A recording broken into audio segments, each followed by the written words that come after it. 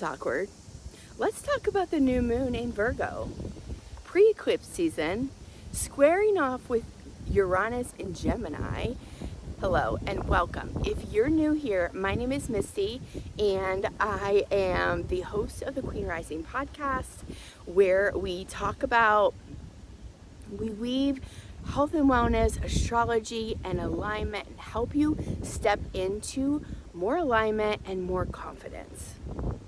I've been coaching women since 2015 and on all about their health routines, how to live a life you don't need a vacation from, how to get rid of the things that are draining your energy, and how to create a life that you are excited about.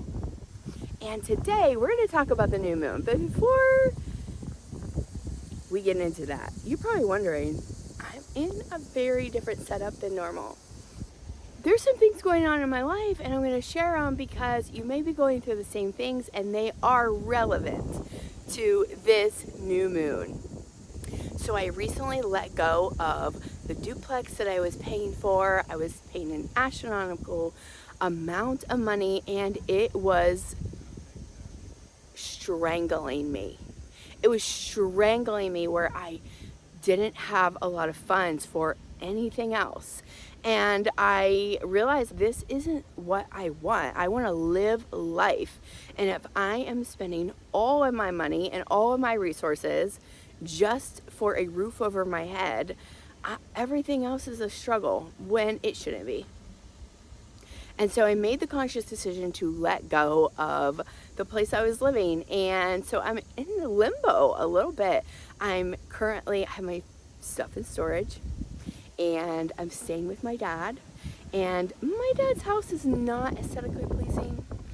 He has clutter everywhere. So my dad's an accountant. He runs his business from his house. He has filing cabinets in his living room, manila folders, file papers, profit and loss statements, tax returns, all over what is supposed to be a living room, dining room, family room. So I'm at the park and I've been coming here a lot, actually. I've been coming here every day because it is so important to get into nature, to ground yourself, especially now. I'm always telling you to get into nature, but it is essential right now for Virgo season, and we have Uranus squaring the moon. And before we get started, I want to let you know I'm in the process of filming a 4-part masterclass called the Queen's Code, where we do deep dives into 4 very different queens and the energies of the good qualities of each queen and also the shadow traits. And I had every intention to get all of this stuff done before I started moving. However, I ran out of space on my phone. I had so many pictures and videos of my kids over the past 6 years that I couldn't record any more videos. I couldn't edit any more videos.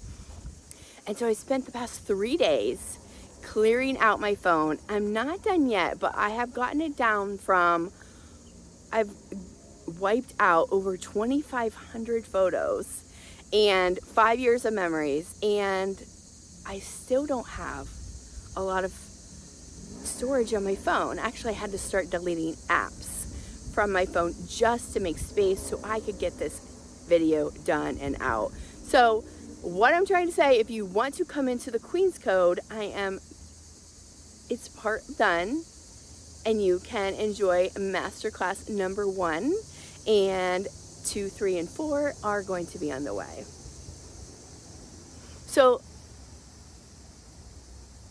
if you know your sun, your moon, or your rising sign, let me know in the comments. And without further ado, let's talk about this new moon because it's an important one.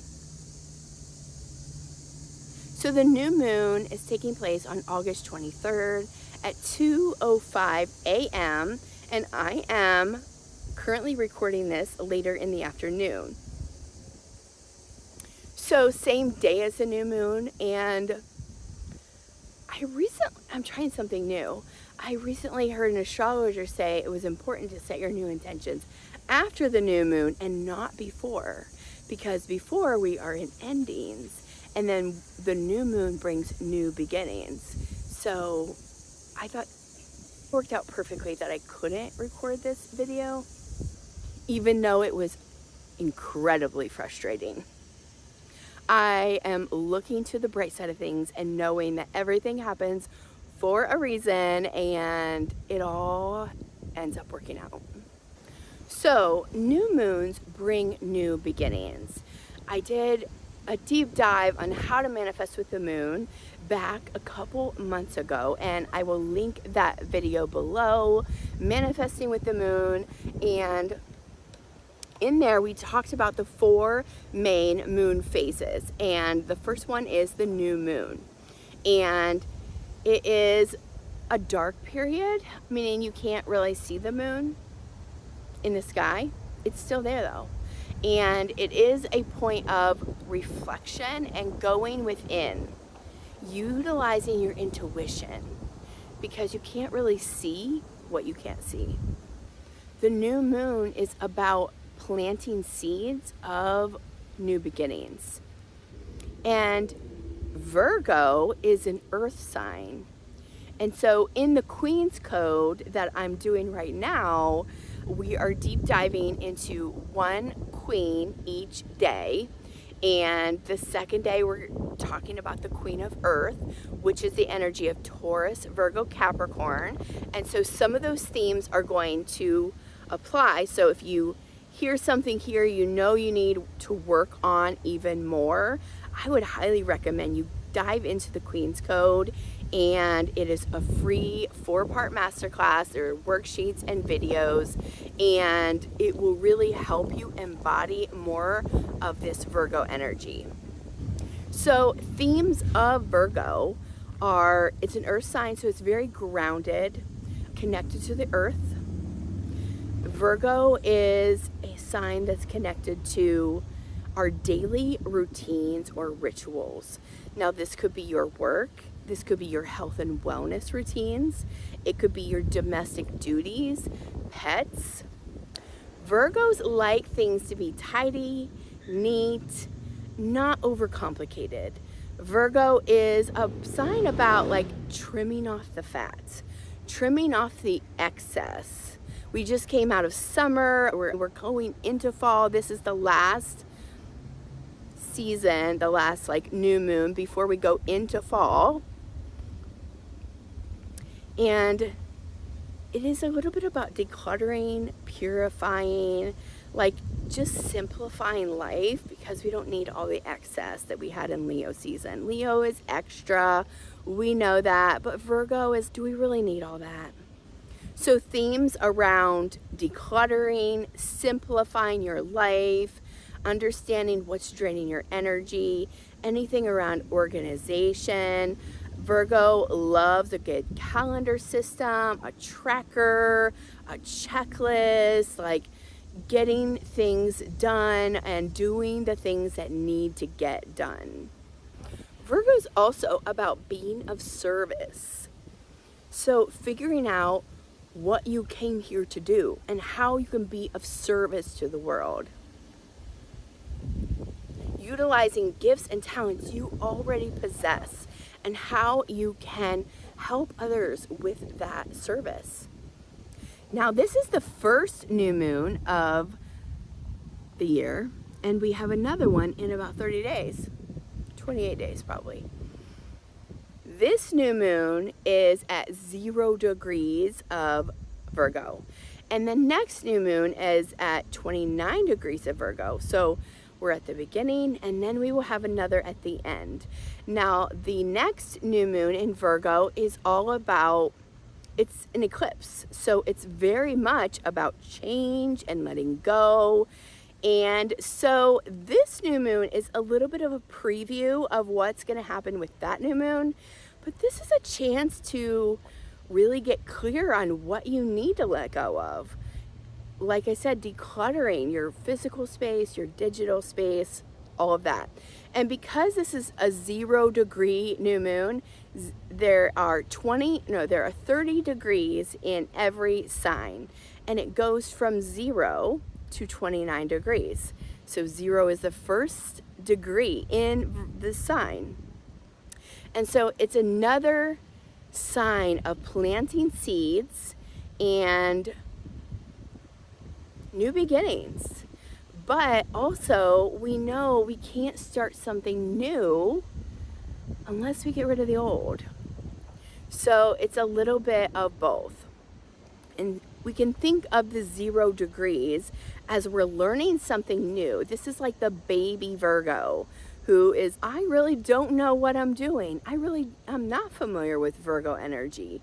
So what am I learning? Maybe I'm learning to be more organized. I'm learning to be more accountable to my time. Maybe I'm learning all new health and wellness routines. Maybe you need to go back to the basics on certain things.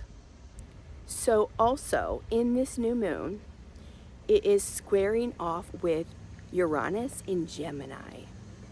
Now, Uranus just moved into Gemini in July.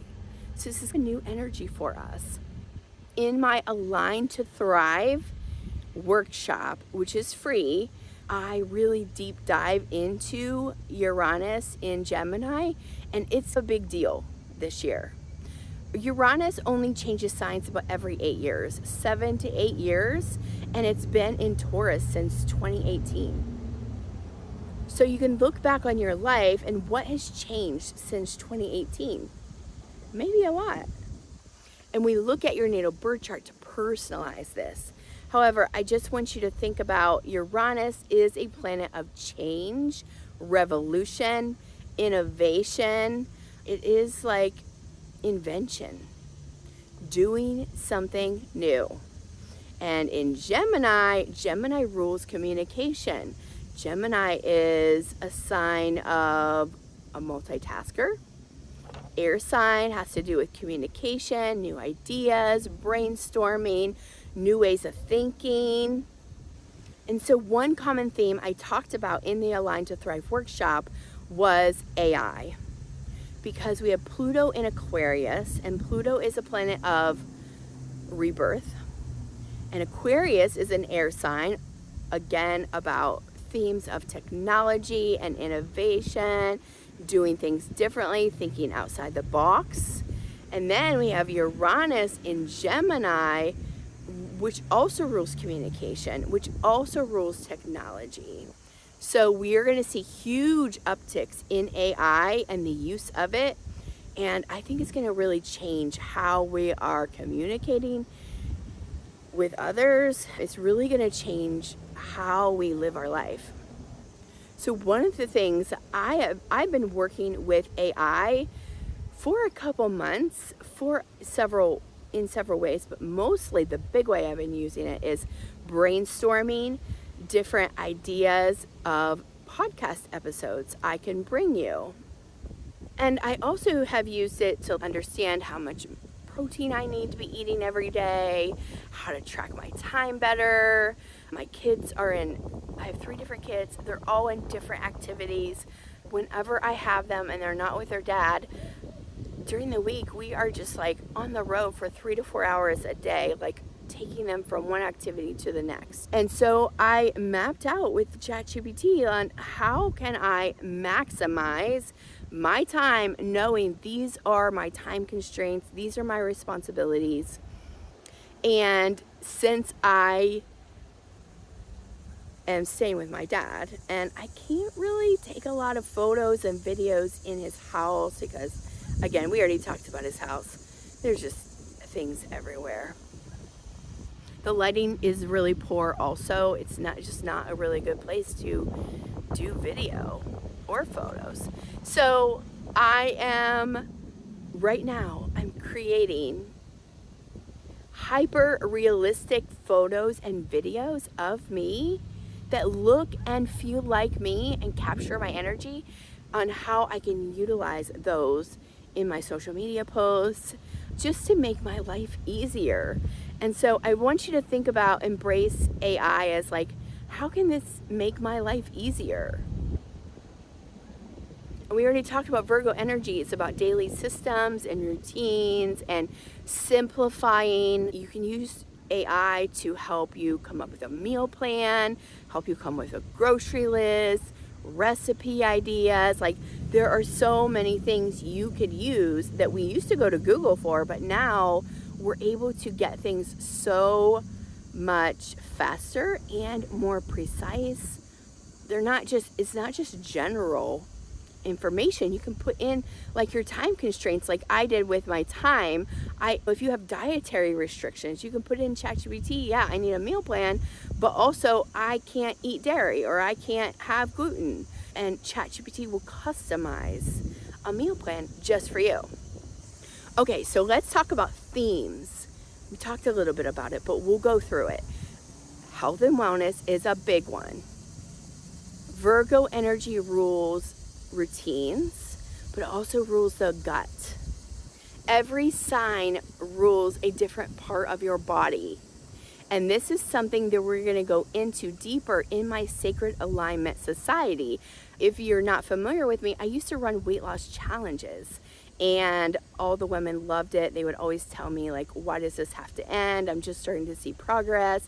And so I'm infusing a little bit of that energy into my new monthly membership, a paid community, where we will tackle one particular area of the body every single month. And so it's this continual theme every single month, because health is not a one and done thing.